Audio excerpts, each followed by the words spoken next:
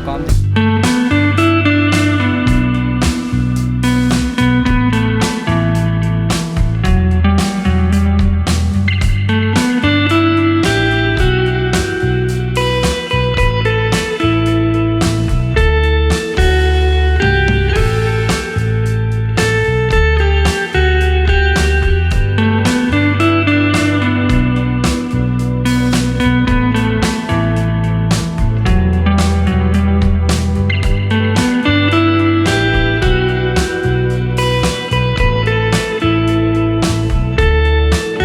ये दुकानदार ऐसे हैं या अच्छा, मुझे ये बताइएगा जो गैर एलानिया लोड शेडिंग हो रही है उसकी वजह से आपका कारोबार कितना मुतासर हो, क्योंकि आपका तो कारोबार चलता ही बिजली पे है। हाँ वाला बिजली जाता है बहन, बिजली ज़्यादा जाता है ना, कभी बिजली चला जाता है, बस हमारा मशीन में नहीं जा सकते हैं, हम लोग कारोबार ज़्यादा ख़राब होती, बस असर पड़ता है, ज़्यादा असर पड़ता है, और गर्मी भी है और कारोबार पे असर पड़ता है।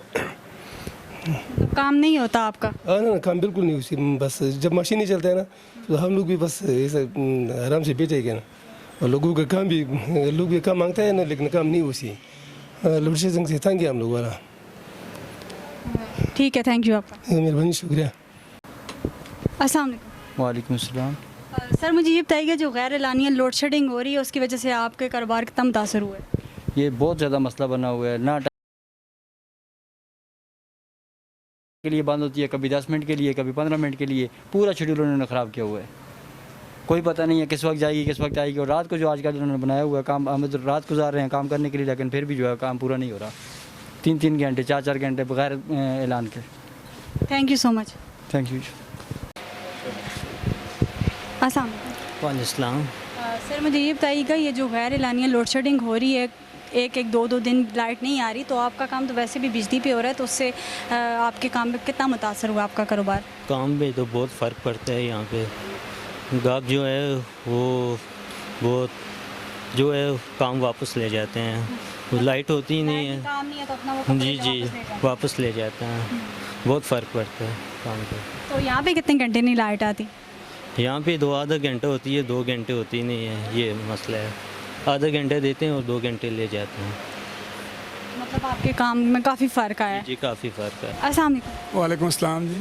जो गैर एलानिया लोड शेडिंग हो रही है उसकी वजह से आपके काम में कितना फ़र्क आया है?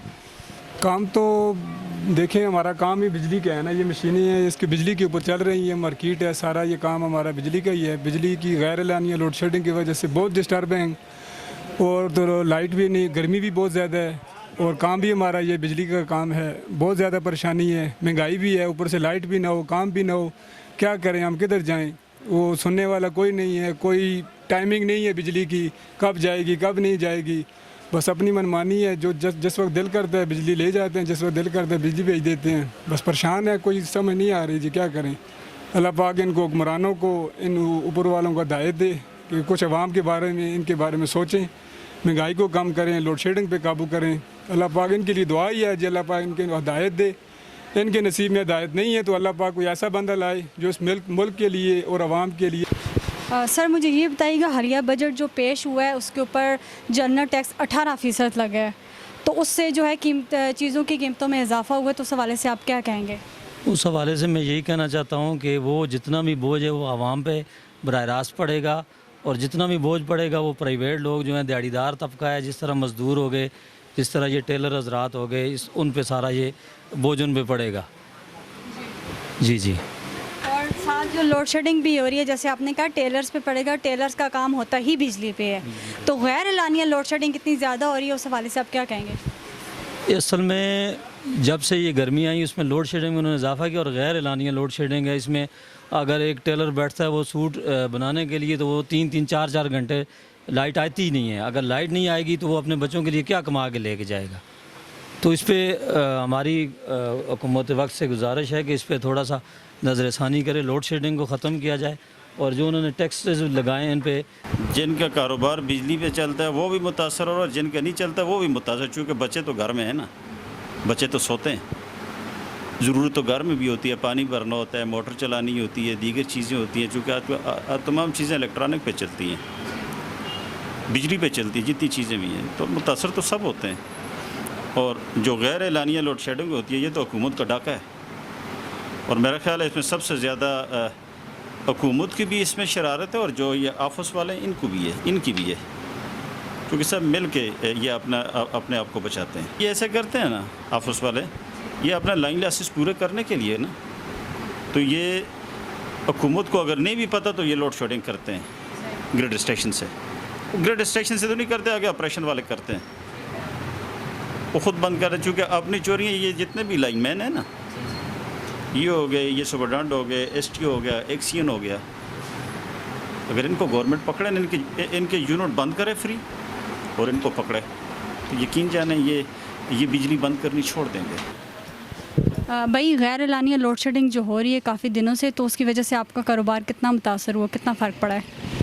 कारोबार में तो फ़र्क पड़ रहा है, क्योंकि लाइट लोड शेडिंग की वजह से लाइट नहीं होती, तो इसकी वजह से कस्टमर बहुत कम आते हैं हमारे पास। तो हमारी दरख्वास्त यही है अली घंटापुर साहब से कि प्लीज़, आप कहते रहते हैं कि हम लोड शेडिंग कम करेंगे, तो कम करना भी चाहिए, कम करने के बजाय मतलब कि ज़्यादा होगी लोड शेडिंग। अच्छा, महंगाई इतनी ज़्यादा हो रही है, उस हवाले से क्या कहेंगे? महंगाई भी बहुत है, जैसे कि आटे का तोड़ा वो 1700 का था, 2200 का हो गया।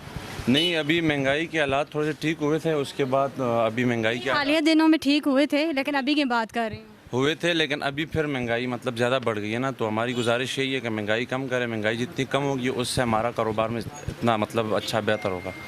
सर मुझे ये बताइए, गैर एलानिया लोड शेडिंग हो रही है, उस हवाले से आप क्या कहेंगे?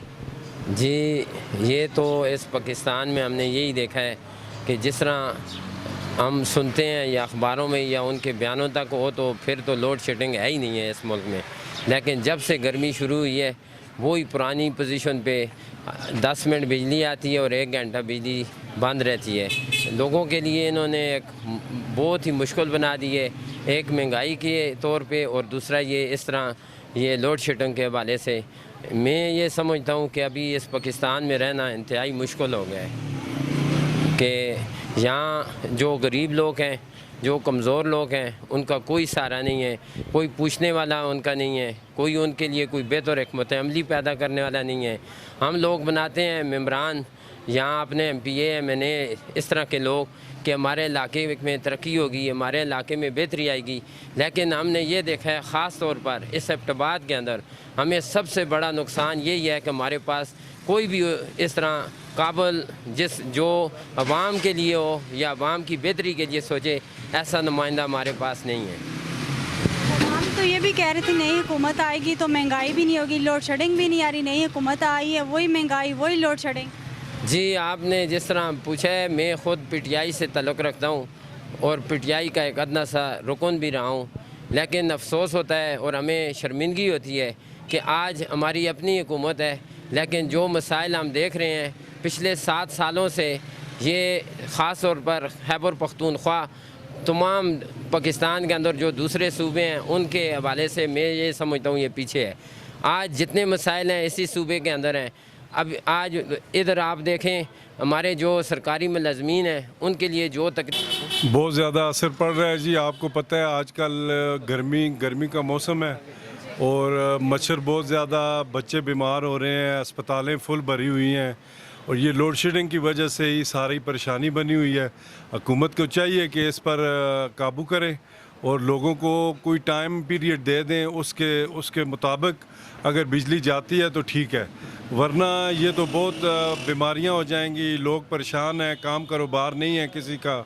आपको पता है ये टेलर लोग होते हैं या जिस बंदे को बिजली से ही काम होता है, मजदूरी होती कारोबार बिजली से चलता है, वो बहुत परेशान है। जी, का हालिया बजट जो पेश हुआ है उसमें जनरल टैक्स 18% लगा है जी आप लोगों पे, तो उससे जो चीज़ों में कितनी कीमतें इजाफा हुआ है और आवाम पे क्या असर पड़ा है? जी, बात यह है ना कि जो टैक्स लगाए हुए हैं 2.5 के हिसाब से इन्होंने एटमों पे लगाए हैं, जो कि 2.5 नहीं है, 5% है पूरा। और यहाँ पर जो है ना आवाम को तो पता नहीं है इस बारे में, या तो हमें पता है जो शॉपकीपर हैं, और या जो है ना वो जो कंपनियों के जो डिस्ट्रीब्यूशन वाले हैं और सेलमैन हैं उन लोगों को पता है। अभी आवाम को आहिस्ता आहिस्ता पता चलेगा। अगर इस महंगाई से पूरे आवाम को पता चल गया तो मुझे नहीं लगता कि कोई रोड बच जाए और धरनों के अलावा कुछ रह जाए। ये बातें सारी आप बिल्कुल जो है ना इस पे श्योर है कि आवाम को अभी दुकानदारों से ही पता चलेगा, आवाम को तो पता नहीं है कि आप लोगों ने बजट में क्या पेश किया और क्या नहीं पेश किया। यहाँ पर जो है ना अभी हम जो है ना जो कुर्बानियाँ दे रहे हैं, जो आइटम पड़े हुए हैं हमारे पास, उनको पुराने रेट पे दे रहे हैं, इसी वजह से कि चाहे कि उन लोगों का दिल न टूटे कि यार ये दुकानदार ऐसे हैं या हमारे साथ ये दुकानों वाले जुल्म कर रहे हैं। तो बात यह है कि बराए मेहरबानी करें और अगर ये उस मुल्क को बचाना है तो ये चीज़ ख़त्म कर दें। अगर नहीं ख़त्म करेंगे तो ये बहुत बड़ा मुश्किल बन जाएगा इसका। शुक्रिया सर आप। जी।